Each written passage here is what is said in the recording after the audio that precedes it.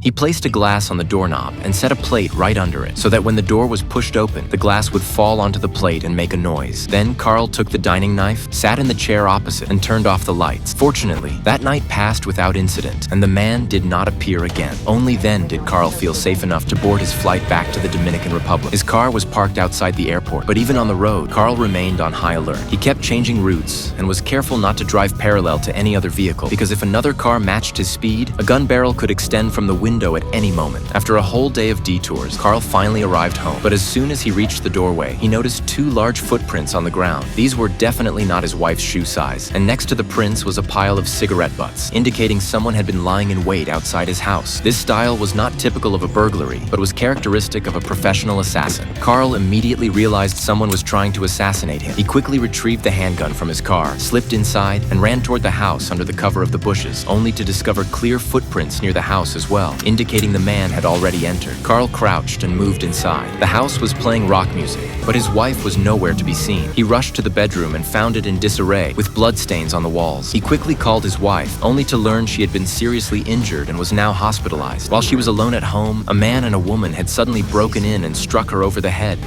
There were two of them. Very kind to my sister. She loves you. I've learned not to pry. This wasn't a robbery.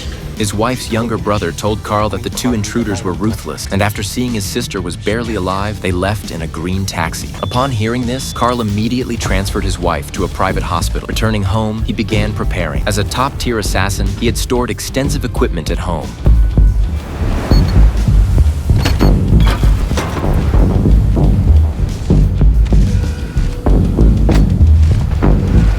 Unknown to his wife. After gathering the necessary weapons, Carl dressed as a tourist and drove out to find the green taxi. Once he located it, he did not get out of the car, but quietly noted the company it belonged to. That evening, when there were fewer people around, he went to that company, pretending to have an urgent inquiry. Then he stepped back, put on a pair of stockings, and raised his handgun. The moment the administrator opened the door, Carl shot him. He then entered the management office, checked the driving records of all taxis, and discovered one vehicle had been near his house 2 days prior. Carl exited the query page, tracked down the car owner, a young man with curly hair, and obtained all the information he needed. But to conceal his true purpose, he deliberately messed up the management office and left some cash, creating the illusion of a burglary, and only then did he leave.